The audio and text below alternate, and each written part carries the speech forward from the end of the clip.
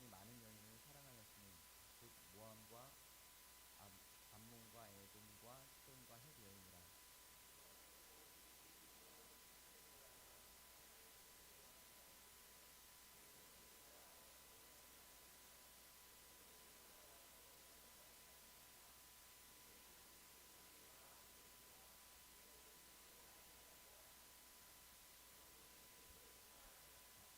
왕은 후궁이 700명이요 사부 300명이라.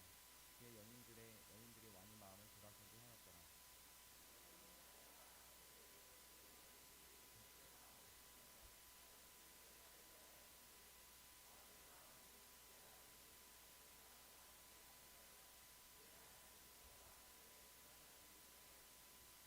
이는 시돈 사람의 여신 아스타롯을 따르고 암몬 사람의 가증한 밀곰을 따릅니다.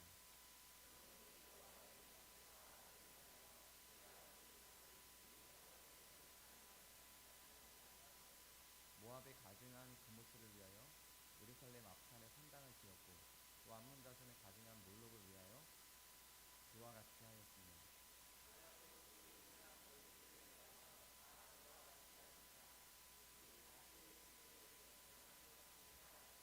아멘. 감사합니다. 사울은 굉장히 잘난 사람이었습니다. 뛰어난 사람이었고 모든 이스라엘 백성들이 인정하는 사람이었습니다. 그런데 타락을 했죠. 그렇게 잘나고 뛰어난 사람도 죄의 유혹 앞에서는 무력해지고 말았습니다. 다윗은 하나님의 사랑을 받는 사람이었습니다. 굉장히 의로운 사람이었습니다.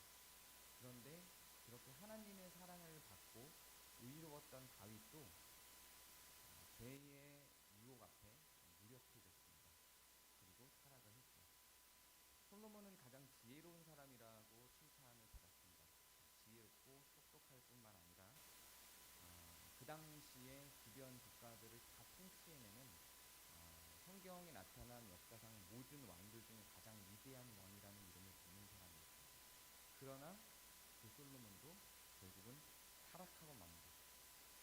성경에서 보여주고 있는 모든 왕들은 타락합니다.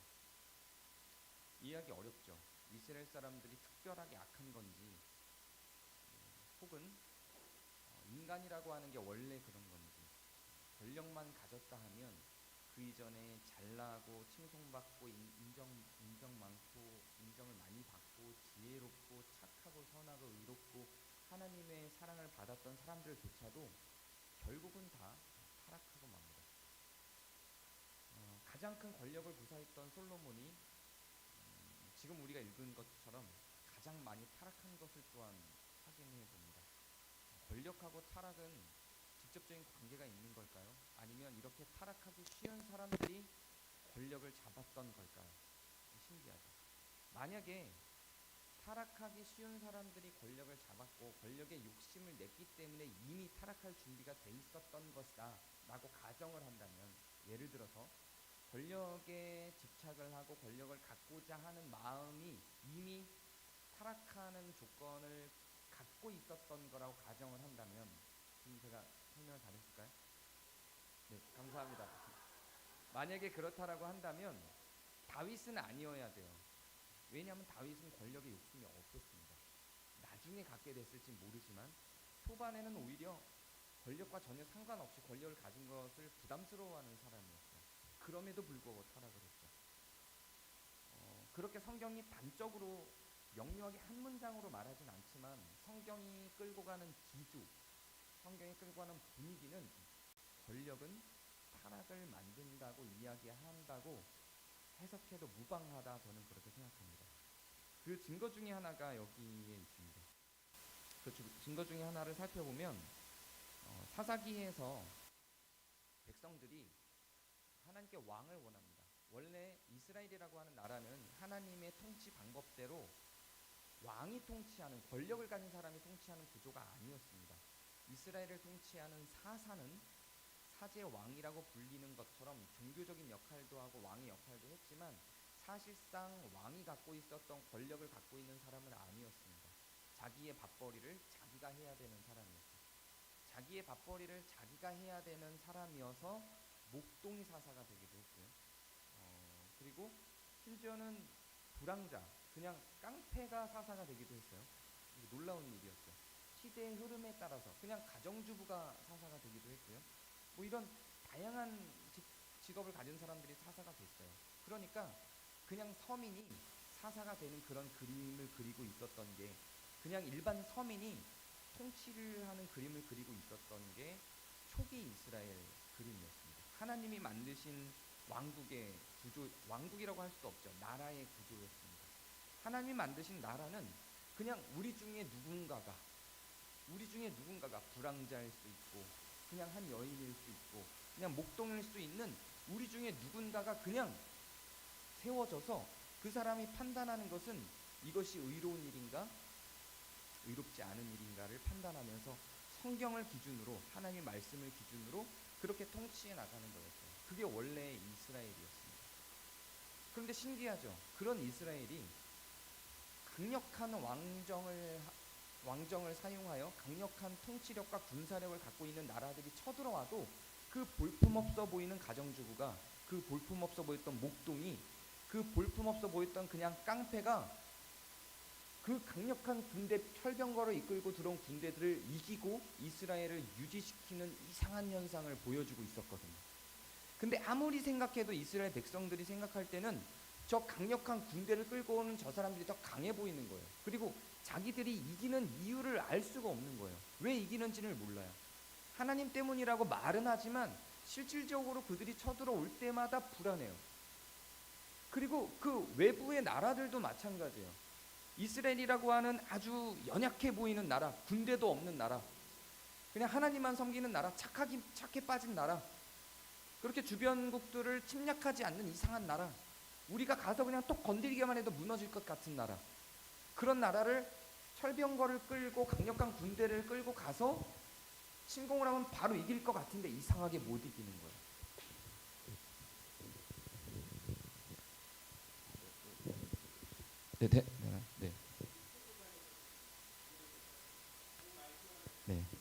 네, 알겠습니다. 감사합니다. 아닙니다. 네. 그렇게 해서 이스라엘이라고 하는 나라는 그렇게 힘이나 권력과 상관없이 이상한 방식으로 운영되던 나라였어요. 그냥 이스라엘이 목표하고 있는 건 의로움이었어요. 어떻게 의롭게 살아갈 수 있을까를 고민하는 나라였어요. 어떻게 강해질 수 있을까, 어떻게 힘을 가질 수 있을까 하고는 전혀 상관없는 그런 나라였어요. 그런데 백성들이 보니까 부러운 거예요. 다른 나라들은 보면 우리들을 통치하는 사사가 그냥 옆에서 이렇게 바느질하고 있고, 자기 곡괭이로 자기 밭 갈고 있고, 이러다가 전쟁 났대. 그럼 전쟁 났대? 자, 사람들 좀 모아봐. 이래서 막 준비하고 뭐 이런단 말이에요. 되게 볼품없어 보이는데 옆에 바벨론이나 바사나 이런 나라들을 보니까 왕이 딱 지나가면 철병거들이 앞에 딱 사열을 하고 군인들이 착착착착 맞춰서 가고 힘있어 보이고 강력해 보이는 거죠. 그러니까 이스라엘 백성들이 원하는 겁니다. 이스라엘 백성들이 우리도 왕을 만듭시다. 그래서 왕을 만들자고 제안을 할 때 선지자 사무엘이, 이때는 선지자이자 사사였던 거예요. 사사인 사무엘이 안 돼. 하나님이 그걸 원하지 않아. 하나님은 우리가 다 동등한 사람이길 원해. 뭔가 계급을 나누고 서열을 나누고 왕족을 만드는 순간 너희들이 힘들어져. 하나님은 그런 나라를 원하고 이 이스라엘을 세운 게 아니야 라고 설명을 해도 백성들은 그래도 원합니다 라고 이야기를 해요. 그때 하나님이 사무엘을 통해서 이런 말을 들려줍니다. 자, 이제 너희들이 원하는 대로 왕을 세우면 무슨 일이 벌어질 거냐면 이런 일이 벌어질 거야. 그가, 즉 너희들이 세운 왕이 그가 너희 아들들을 데려다가 그의 병거와 말을 어거하게 하리니, 어거는 이제 왕을 따르게 한다는 거예요. 그들이 그 병거 앞에서 달릴 것이며, 이해가 되죠? 왕의 병거를 호위하고 달릴 거란 얘기예요.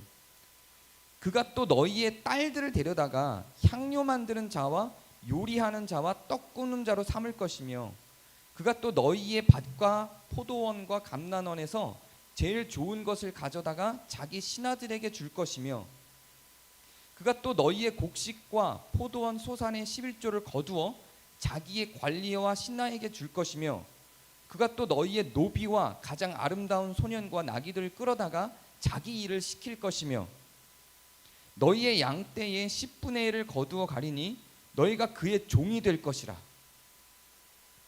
끔찍하죠. 이렇게 끔찍해요. 너희들이 원하는 대로 왕을 세우면, 근데 왕을 세우면 이렇게 되는 게 당연한 거죠. 너희들이 원하는 대로 왕을 세우면 이렇게 될 거야. 너희는 그게 권력이라는 거야. 이렇게 설득을 해요. 왕을 세우지 않기 위해서. 근데 이스라엘 백성들의 반응은 이래요. 이스라엘 백성들의 반응이, 백성이 사무엘의 말 듣기를 거절하여 이르되 아니로소이다. 우리도 우리 왕이 있어야 하리니 우리도 다른 나라들 같이 되어 우리의 왕이 우리를 다스리며 우리 앞에 나가서 우리의 싸움을 싸워야 할 것이니라 하는지라 라고 합니다. 왕이 나타나서 권력이라는 걸 가지면 너희들이 벌어먹고 사는 거 다 왕한테 뺏길 거고, 너희 아들도 뺏길 거고, 딸도 뺏길 거고, 너희들의 11조도 뺏길 거고, 너희들의 땅도 다 뺏길 거야. 다 왕께 된다고. 그래도 너희들은 권력이라는 걸 구성하고 싶어? 라고 말을 했는데 이스라엘 백성들은 네, 우리는 힘 있는 자를 원해요. 우리에게 힘 있는 자를 주소서. 누군가에게, 우리에게 이렇게 나눠져 있던 힘을 어떤 한 사람에게 딱 몰빵해서 그 힘이 몰빵된 강력한 사람이 우리는 편안하게 아무것도 안 해도 되게, 우리는 편하게 있을 수 있게 그 사람한테 평소에 강력한 힘을 몰아줄 테니까 그 사람이 우리 걸 뺏어가도 괜찮으니 전쟁이 났을 때 우리를 지켜줄 수 있게 해주세요. 이렇게 얘기를 한 거예요. 평소에 자기들이 노예가 되고 종이 되고, 분명히 여기 종이 된다고 했는데 평소에 우리가 종이 될 테니 전쟁이 났을 때 좀 우리나라가 뽐나게 좀 해주세요. 꽃갱이 들고 이런 거 나가는 거 하지 말고 철병거 딱 세우고 그렇게 좀 뽐나게 좀 해주세요. 이렇게 이스라엘 백성들은 원하는 겁니다. 거기에서 하나님은 왕들에게 조건을 걸어요. 좋아, 그러면 너희들이 왕을 원해. 그러면 왕들은 이러해야 돼 라고 왕의 조건을 겁니다. 그는, 즉 왕은 병마를 많이 두지 말 것이요. 병마, 그러니까 병사와 말들을, 재산을 많이 두지 말란 얘기예요. 병마를 많이 두지 말 것이요. 병마를 많이 얻으려고 그 백성을 애굽으로 들어가게 하지 말 것이니 이는 여호와께서 너에게 이르시기를 너희가 이후에는 그 길로 다시 돌아가지 말 것이라 하였으며 그에게 아내를 많이 두어 그의 마음이 미혹되게 하지 말 것이며 자기를 위하여 은금을 많이 쌓지 말 것이라. 이 왕에게 건 조건이에요. 왕을 세우는데 왕이 니네 거 다 뺏어갈 거야 라고 해놓고 하도 이스라엘 백성들이 원하니까 조건을 걸었는데 뭐라고 조건을 거냐면 이미 안 거예요. 왕이 되는 순간 아내를 많이 가질 거라는 거 안 거예요.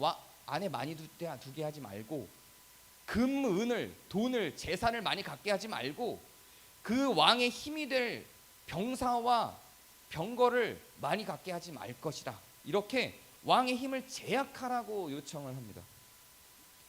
그리고 이런 조건을 걸어요. 그가 왕위에 오르거든 이 율법서의 등사본을 레위 사람 제사장 앞에서 책에 기록하여 평생에 자기 옆에 두고 읽어 그의 하나님 여호와를 경외하기를 배우며 이 율법의 모든 말과 이 규례를 지켜 행할 것이라.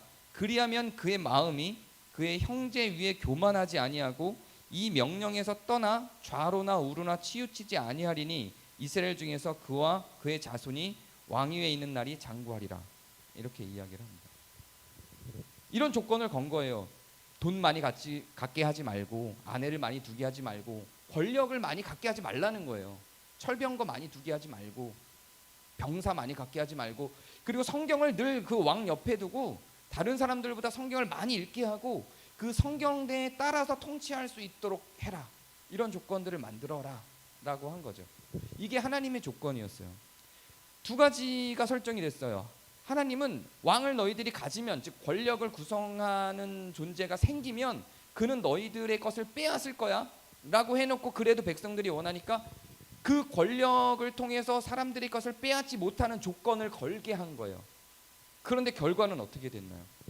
율법이라고 하는 건 이런 겁니다. 율법은 현실적이지 않아요. 현실이 어떻게 될 것인지 하나님이 알기 때문에 하나님이 그 현실이 발생하지 않도록 최대한 걸어놓는 조건들이에요. 그런데 막상 왕이 생기고 나니까 어떤 일들이 벌어졌나요? 사울은 이거 다 어기죠.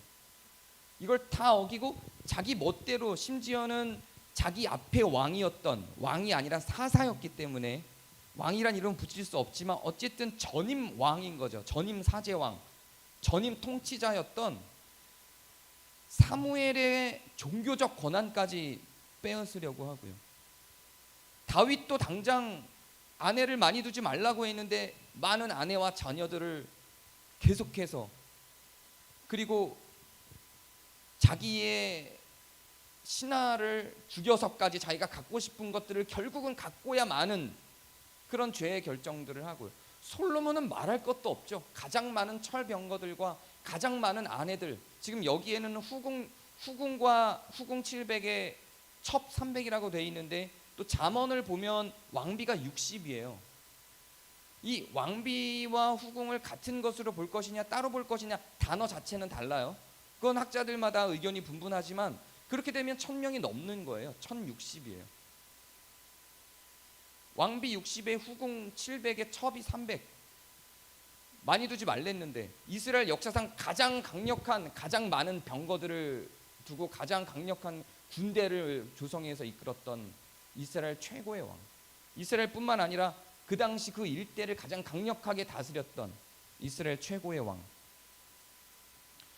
우리는 솔로몬과 다윗을 비하하거나 비난하는 걸 두려워하는 이상한 경향이 있습니다. 그런 이상한 경향이 있는데, 오늘 우리가 읽은 성경을 보면 성경이 그런 솔로몬에 대해서 뭐라고 이야기를 하나요? 그 솔로몬에 대해서 하나님을 떠났다고 아예 단정지어서 이야기를 해요. 하나님을 떠났대요. 수많은, 하나님이 하지 말라고 했던 그 수많은 일을 해놓고 말년에는 하나님을 떠났대요. 그리고 그 하나님을 떠났다라고 말해놓고 떠난 이유에 대해서 다른 나라 신들이 그 안에 있을 수 있도록 성전 앞에, 옆에, 안에, 밖에 다른 나라 신당들, 다른 신들의 신당들을 세워놓은 거예요. 말하자면 이런 거죠. 교회를 갔더니, 우리가 온 거예요. 교회 안에 우리가 왔더니 여기에 불상 이렇게 있고요. 뭐 이런 그림들인 거예요. 여러분 원하시는 상 앞에 앉아서 예배드립시다. 뭐 이렇게 되는 거죠. 이것만으로도 이상한데, 더군다나 이 당시에 이 성경에 기록해 있던 몰렉이나 그모스 같은 신들은요, 여기에 굳이 그 이름들을 기록한 이유는 굉장히 악한 신들이에요. 아기를 제물로 바쳐서 아기를 죽여서 제사를 지내는 신들이에요. 이런 문화들이 자기가 하나님의 전이라고 공들여 만든 성전 안에서 버젓이 일어나는데, 그거를 그냥 허용하는 거예요. 그 이유를 뭐라고 이야기하고 있냐면, 아내들이 원해서, 왕의 아내가 원하니까. 이제 왕이 되고 나서, 권력이 되고 나니까 선악의 기준이, 여러분 선악의 기준이 권력과 전혀 무관하지 않습니다. 선악의 기준이 뭐가 되냐면, 자기가 최고 권력이 되면 선악을 가늠하는 기준이 자기가 돼요. 그게 인간의 속성이에요. 그게 신비로워요. 힘을 가지면 그래요. 우리가 다른 가정의 가정사에 이렇게 개입하지 말아야 된다라고 하는 게 우리나라의 이상한 문화죠. 왜냐하면 그 가정 안에 질서가 있기 때문에 라고 우리는 생각해 왔어요. 근데 그게 요즘 들어서 많이 깨져가고 있죠. 서구 사회에서 볼 때는 우리나라가 갖고 있었던 그런 문화, 가부장적인 문화, 이런 것들이 이해가 안 돼요. 근데 자기네들도 사실은 불과 몇십 년 전까지는 그렇게 살았거든요. 그런데 뭔가가 발전을 했어요. 걔네들이 뭔가가 발전을 하고 한국의 가부장적인 사회를 보니 이상한단 말이에요. 가장이라고 하는 사람이 모든 걸 다 결정짓는 구조가 됐어요. 가장이라고 하는 사람들이 모든 걸 결정짓고 그 가장을 중심으로 한 질서가 형성이 돼요. 요즘 가정들은 많이 안 그렇지만 여러분 부모님들 세대의 가정을 한번 생각해 보세요. 물론 그때도 그렇지 않았던 부모님들도 있었던 거 알아요. 그리고 지금도 모든 가정이 다 그렇게 수평적이지 않다는 것도 알아요. 지금도 그렇게 가부장 중심의 가정들이 있고, 예전에도 다 가부장 중심의 가정은 아니었고 좀 더 평등한 가정을 이루는 구조도 있었던 걸 알아요. 근데 다만 이런 거예요. 아버지가 아내를 때리고 있는데 많은 사람들이 그걸 보고 신고를 해서 경찰서를 갔는데도 경찰들이 함부로 거기에 대항하지 못해요. 왜요? 그 가정에 질서가 있다고 생각하는 거예요. 그 가정의 문제를 가정에서 해결해야 된다라고 하는 생각이 있는 거죠. 그럼 그 질서는 무엇을 기준으로 갖게 되냐면 힘을 기준으로 갖는 거예요. 그 질서라는 게 힘을 기준으로 가져요. 그래서 아빠가 세운 규칙대로 그 가정이 꾸려왔기 때문에 이 아빠가 세운 규칙이 무너지면 이 가정에 더 큰 분란이 발생할 수도 있는 일들이 실제로 있어요. 그래서 그거를 이해하고 있는 한국의 경찰들은 그렇게 신고를 받아서 와도 가정 문제면 쉽게 개입하기가 어려운 거예요. 법적인 문제가 있어도 문화적으로 개입하기가 어려운 거죠. 선악은요, 외부에서 판단되지 않고 내부에 있는 사람들이 판단하는 선악은 선악의 개념이 달라요. 그 가정에서 갖고 있는 선악의 기준과 그 가정 밖에 있는 다른 사람들이 생각하는 그 가정에 대한 선악의 기준이 다르게 적용된다니까요. 이게 달라져요. 법이라고 하는 강력한 어떤 힘이 존재하지 않는 영역에서는 힘이 곧 선악을 분별하는 기준이 되고 말아요. 이게 가정폭력들을 낳죠. 교회 공동체도 마찬가지입니다. 나는 신이다라고 하는 혹시 보셨나요? 저는 그냥 보다가 말았어요. 보다가 초반에 잠깐 보다가 뭐 다 아는 얘기라서 안 보기도 했고, 눈으로 그거를 영상으로 보는 게 너무 힘들어서 안 보기도 했고. 근데 그런 일들이 실제로 일어나고, 왜 일어날까요? 그런 일들이 목회자가 신으로 간주되는 목회자가, 어떤 사람은 아예 그냥 신으로 그 사람을 호칭하기도 하고, 뭐 정명석 하나님 뭐 이렇게 아예 주 정명석 주님 막 이렇게 얘기도 하더라고요. 근데 그렇게 호칭이 되는 그 사람이 기준이 되는 거예요. 그 외에 외부에서 접근하는 다른 어떤 법적인 조건이 다 없어져요. 권력이 선악을 가늠하는 기준이 되는 거예요. 권력이 법을 만들어요. 권력이 결국은 선악의 기준이 돼요. 그게 신기한 거예요. 이상하죠. 그게 사람의 속성이에요. 그리고 거기에 거부하지를 못해요. 권력이 만들어 놓은 선악의 기준, 그 규칙을 거절하지 못해요. 거부하지 못해요. 그럼 좀 역으로 바꿔서 생각해 볼까? 이런 질문을 많이 해요. 그럼 이만희는, 정명석은 자기가 진짜로 맞다고 신이라고 생각했을까? 이런 질문들을 많이 하죠. 반반일 것 같아요. 자기도 의심을 하면서도 믿었을 것 같아요. 그런 이상한 어떤 관계 속에 있었을 것 같아요. 저는 솔로몬이 그 지점에 있었다고 봐요. 하나님이 만들어 놓은 율법이 있었어요. 법이 있었어요. 하나님의 사람이었어요. 처음에는 그렇게 시작을 했어요. 처음에는 자기가 왕이 된 게 자기의 능력이 아니라 은혜였어요. 다윗과 똑같아요. 이 사람은 10번째 아들이에요. 혹은 11번째 아들로도 봐요. 10번째 혹은 11번째 아들이에요. 왕이 될 수 있는 서열이 아니었어요. 근데 밧세바가 워낙 나단과 친했고, 나단이 보기에도 솔로몬이 워낙 탁월했고 지혜로웠고, 하나님으로부터도 음성이 있었고, 그래서 다윗에게 말을 해서 첫 번째 아들, 두 번째 아들, 세 번째 아들, 네 번째 아들이 다 도덕적으로 혹은 정서적으로 문제가 발생을 해서 자기들끼리 싸우고 죽이고 하는 일이 발생하고, 아버지인 다윗에게 막 저항하고 이 권력을 찬탈하기 위해서 반란을 일으키고, 이렇게 되니까 1, 2, 3, 4번은 그렇게 나가 떨어졌어요. 전부.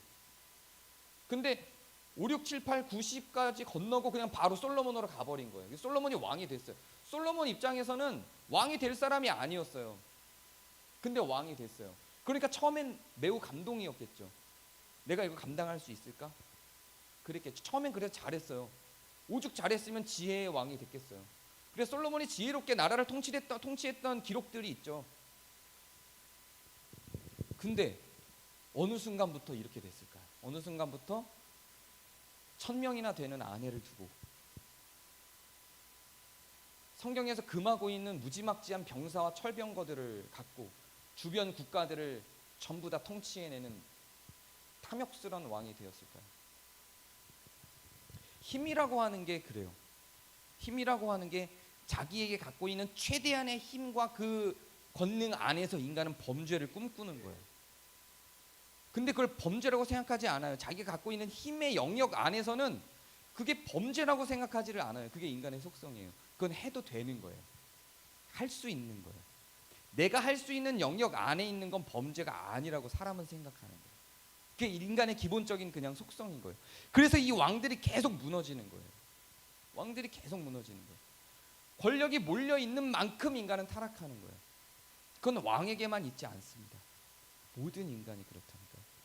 잘난 사람도, 지혜로운 사람도, 심지어 의로웠던 사람도 권력이 가는 순간, 그 권력이 견제될 수 없는 순간 자기가 할 수 있는 건 악이 아니에요. 내가 밧세바를 범할 수 있었으니 그건 악이 아니에요. 내가 1000명의 아내를 둘 수 있으니, 그런 능력이 있으니, 그걸 할 수 있으니 그건 악이 아니에요. 요즘에 이 단어가, 이 문장이 드라마나 영화에 굉장히 많이 나오더라고요. 왜 그런 나쁜 짓을 하셨어요? 할 수 있어서. 근데 이게 그냥 던져진 말이 아니라 그 키워드를, 그 할 수 있어서 범죄를 저지른다는 그 말을 누가 처음에 발견해서 드라마나 소설에서 써먹기 시작했는지 모르겠는데 요즘엔 굉장히 많은 드라마나 소설에서 악인을 그렇게 규정해요. 할 수 있는 걸 하는 거예요. 저는 굉장히 멋진 통찰이다, 정확한 통찰이라고 생각해요. 그 전에는 악을 저지를 수밖에 없었던 악인의 조건들을 세워요. 뭐 어릴 때부터 그렇게 교육을 받았다든지 뭔가 그 악인이 될 수밖에 없던 원인을 만들어서 그 사람이 악인일 수밖에 없는 이유를 설명을 해요. 드라마나 영화 속에서, 소설 속에서. 근데 요즘 나오는 드라마나 영화에서 악인들은 그렇게 등장하지 않고 왜 그런 짓을 하셨어요? 라고 질문할 때 덤덤하게 당당하게 할 수 있으니까요. 할 수 있었으니까 라고 말하는 게 자연스러워지는데 이게 맞는 거예요. 인간은 그래요. 얼마든지 나와 누군가, 내 학생, 내 자녀, 내 가족, 내 힘이 미치는 어떤 영역 가운데에서는 내가 얼마든지 악을 행해요. 얼마든지 악을 행할 수 있어요. 그게 권력의 범위예요. 그 권력의 범위 안에서는 얼마든지 악을 행해요. 근데 제3자가 거기에 개입해서 그거를 보는 순간부터 내 힘이 무엇을 했는지, 내 권력이 무슨 짓을 했는지, 내 가능한 수준 안에서 내가 어떤 짓을 하고 살았는지를 숨기는 거예요. 그건 우리의 질서야. 네가 개입할 게 아니야. 거기까지야. 난 이걸 안 보여줘도 돼. 개입하지 마. B는 힘든데 A는 힘이 있으니 내 질서와 내 힘 안에서, 내 권력 안에서 처리한 과정이야. 이 권력의 힘이야. 그 권력을 뛰어넘는, 내 권력의 밖에 있는 누군가가 거기에 대해서 지적하려고 하면 숨길 수밖에 없죠. 그렇게 되는 거예요. 권력은 선악의 기준과 상관없지 않습니다. 굉장히 긴밀한 관계를 갖고 있습니다. 그래서 권력을 가진 자가 악한 속성이 있다면 그 권력만큼 악해지는 거예요. 그걸 잡을 수 없어요. 성경은 계속 그걸 이야기하는 겁니다. 솔로몬은, 우리가 솔로몬에 집중해야 될 것은 그가 얼마나 지혜로운 왕이었는지가 아니에요. 그가 얼마나 지혜로운 통치를 했는지가 아니에요. 그의 권력이 얼마나 컸으며 그래서 얼마나 타락했는가를 봅니다. 그게 가장 솔로몬의 서사에서 가장 중요한 키워드입니다. 그가 얼마나 지혜로웠는지는 무엇을 위해서 사용하는 거냐면, 야, 솔로몬이 이렇게 지혜로웠어, 우리도 솔로몬처럼 살아야지가 아니에요. 우리는 솔로몬처럼 못 돼요. 될 수가 없어요. 그는 그렇게 타고난 자고, 그렇게 지혜로울 수 있을 만큼 많은 공부를 했고, 그렇게 지혜로울 수 있는 수많은 조건과 그 지혜를 보일 수 있는 많은 상황들을 맞이했기 때문에 지혜를 보였어요. 우리는 그걸 부러워할 하등의 이유도 없고, 그걸 부러워하는 것은 성경을 잘못 보고 있는 거예요. 전혀. 아브라함이 하나님의 인도하심을 따라갔다가 받은 축복을 부러워하는 건 성경을 너무 잘못 보고 있는 거예요. 성경은 그걸 이야기하고자 함이 아니에요. 이 사람들이 어떤 축복을 받았고, 얼마나 부자가 됐고, 얼마나 돈을 많이 벌었고, 얼마나 힘이 세졌는지는 중요하지 않아요. 그런 그가 의로움을 어떻게 컨트롤했고, 그런 그가 여전히 타락 가운데에서 어떻게 망가져 갔는지를 보는 게 우리의 눈이에요. 하나님이 그 사람들의 권력이나 힘이 하등 무슨 상관이 있겠어요? 어떤 관심이 있겠어요?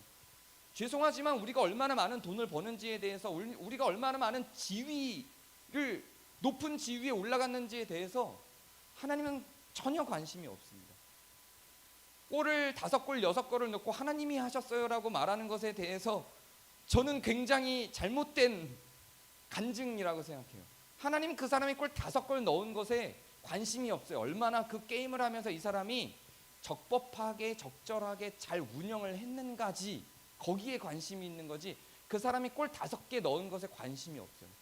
여러분이 돈을 얼마나 많이 벌었는가, 얼마나 높은 위치에 갔는가에 하나님은 하등 관심이 없어요. 그 과정 중에 얼마나 사랑했고 얼마나 의로웠는가에 관심입니다. 우리가 어디에 성취하는 지점에 도달하는가에 관심을 갖는 순간, 우리는 여기서 말하는 권력은 굳이 솔로몬 같은 권력이 아니에요. 우리가 갖고 있는 힘 안에서 얼마나 타락할 수 있는가, 얼마나 죄를 범할 수 있는가, 이에 고민을 가져야 돼요. 그렇지 않으면 아무 힘도 없는 게 나아요. 그게 하나님 앞에서 훨씬 낫고, 그게 우리의 신앙과 우리의 삶의 어떤 측면에서 우리의 마음에 훨씬 나요. 우리의 의로움에 그게 훨씬 나요. 아무것도 할 수 없는, 아무런 죄도 지을 수 없는 그런 상태에 있는 게 훨씬 나요. 그저 오늘을 살아가느라고 버거운 것이 훨씬 나을 수 있어요. 내가 갖고 있는 힘으로 어떤 문제를 야기하는 것보다, 어떤 죄를 내 갖고 있는 힘의 범위만큼 만들어내는 것보다 차라리 그 힘이, 그 권력이 없는 것이 하나님 보시기에는 훨씬 더 나을 수 있습니다. 하나님의 관심은 권력에 있지 않고 타락에 있습니다. 너희들이 타락하지 않았으면에 있는 것이지, 너희들이 힘이 셌으면에 있지 않습니다. 오히려 하나님은 그것을 이스라엘 백성들을 향해서도 계속 막았어요. 힘 갖지 마. 근데 자꾸 백성들이 원해서 힘을 가진 거고, 그때 힘을 이렇게 제약해. 근데 그게 제약이 안 된 거고, 그 결과가 백성들에게 노역과 고통을 주는 결과들을 만들어내고, 솔로몬은 결국 하나님을 떠난 사람이 되는 결과로 정리가 된 거죠. 물론 학자들에 따라서는 솔로몬이 마지막에 이 하나님을 떠난 게 아니다라고 주장하는 분들도 있어요. 우리는 학자들 중에는 성경에 있는 인물들에 대한 애정으로 끝까지 그 성경 인물들을 지키고자 하는 사람들이 있습니다. 그 마음을 저도 잘 알아요. 저도 그러고 싶은데 성경이 분명히 너무나도 명료하게 하나님을 떠났다 이렇게 이야기를 해요. 전도서를 언제 썼는가가 굉장히 중요한 포인트예요. 전도서를 언제 썼는가. 전도서가 이 사무엘 상하 이후에 쓰였다면, 그러면 전도서가 이 타락 이후에 쓰였다면 나중에 돌아와서 전도서를 보면 헛되고 헛되도다, 내가 헛된 삶을 살았다 이야기를 하니 회개의 기록이다 전도서가, 이렇게 해석을 하는 사람들이 있는 거죠. 결국은 떠났다 돌아온 거다 이렇게 생각하는 사람들이 있어요. 이렇게 해석하는 사람들이 있는데 저는 잘 모르겠어요. 그거는 이제 해석의 영역은 아니라고 생각해요. 사무엘을 볼 때는, 사무엘상을 볼 때는 하나님을 떠난 자로, 전도서를 볼 때는 또 인생을 통달한 자로, 또 잠언을 볼 때는 지혜로운 자로, 그렇게 그 책이 갖고 있는 목적대로 봐야지, 그걸 엮어서 재해석을 해내는 과정을 갖는 것은 또 다른 오류를 발생시킨다고 저는 생각을 해서 굳이 그렇게 엮을 이유는 없을 것 같아요. 그러면 우리는 어떻게 해야 되는가? 힘을 빼야 되나? 최대한 우리는 부자가 되지 말아야 되고 권력도 갖지 말아야 되고 그러기를 노력해야 되나? 아까 읽어드린 왕에게 건 하나님의 조건, 성경을 네 옆에 두고 너의 의를 컨트롤해라. 네가 결정하지 말고 성경이 결정할 수 있도록 그렇게 성경의 안내를 받아라. 지금 우리로 이야기하면 우리 안에 있는 성령과 그리스도의 안내를 받아라 라고 이야기를 하는 거죠. 그래서 결국 성경이 갖고 있는 우리를 향한 우리의 삶의 지표는 힘과 상관없이 사는 것입니다. 권력과 상관없이 동일하게 사는 거예요. 우리의 삶의 반찬은 달라질 수 있어요. 힘에 따라서 우리의 반찬은 달라질 수 있어요. 돈을 좀 잘 벌 때는 고기 반찬이 올라올 수 있겠죠. 돈을 못 벌 때는 김치 국물만으로 살아갈 수 있겠죠. 돈을 좀 잘 벌 때는 뭐 40평 아파트에 살 수도 있을 거고, 돈을 좀 못 벌 때는 지하 단칸방에서 살 수도 있겠죠.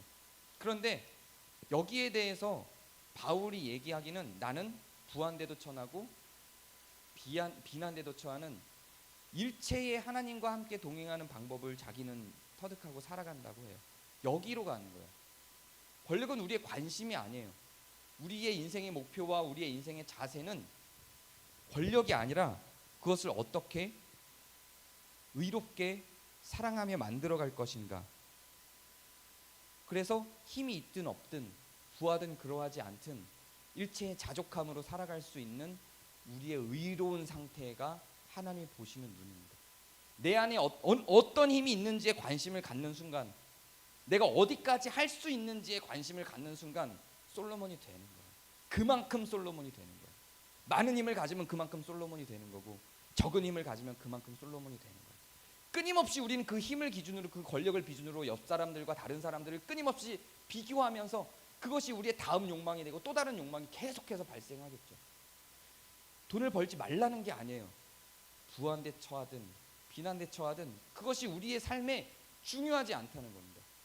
그만큼 타락할 여지가 더 많아질 뿐이에요. 우리가 관심을 갖고 눈을 뜨고 봐야 되는 게 어디인지를 이야기해요. 만약에 솔로몬이 정말로 하나님께서 사무엘을 통해서 전해줬던 그렇게 율법을 옆에 두고 매일 읽으며 그 안에서 그거 자기가 판단하지 말고 그 안에서 판단하기를 요청한 대로 따랐다면 이렇게 됐을까요? 안 됐겠죠. 분명히 아내를 많이 두지 말라고 했고 철병거를 많이 두지 말라고 했는 병거를 많이 두지 말라고 했는데 다 어겼으니까요. 다 어겼으니까 이렇게 갈 수가 없었겠죠. 율법에 분명하게 기록을 하고 있는데 다 어겼으니까 이렇게 갈 수가 없었겠죠. 제가 아까 드린 그거는 신명기에 기록된 거예요. 이스라엘 백성들이 모든 가정에서 매일 읽었던 책 신명기. 솔로몬이 몰랐을 리가 없어요. 근데 거기에 그 기록된 것을 왕의 조건에 대해서 그렇게 기록하고 있는 것을 다 어겼으니까 나름의 이유는 있었을 거라고요. 솔로몬이 자기만의 변명이 있었을 거라고요. 그걸 누가 결정하냐면 자기 권력이 있었기 때문에 자기의 힘이 그걸 결정을 한 겁니다. 힘을 빼시고 힘을 내려놓으시고 힘에 관심을 꺼주시고 다가오는 힘이든 나가는 힘이든 그것과 상관없는 삶을 사는 것. 아이고 어렵다는 표정들이 막 이렇게. 우리 함께 어렵고 힘들지만 마음을 달래며 그렇게 걸어가시는 삶을 함께 살아가시기를 바랍니다. 제가 기도하겠습니다. 은혜 하나님, 그렇게 지혜로웠던 솔로몬도 결국은 타락하여 하나님을 떠난 사람이 되어버리고 말았습니다. 지혜도 권력을 만나면 결국 무너지는 상황들을 솔로몬을 통해서 확인합니다. 우리의 삶이 우리가 갖고 있는 어떤 역량과 힘과 상관없이 일체의 자족함을 얻으며 비난대 처하든 부한대 처하든 힘이 없든 작든 힘이 많든 늘 의로울 수 있고 사랑할 수 있는 하나님의 사람으로 살아갈 수 있도록 인도해 주옵소서. 예수 그리스도의 이름으로 기도합니다.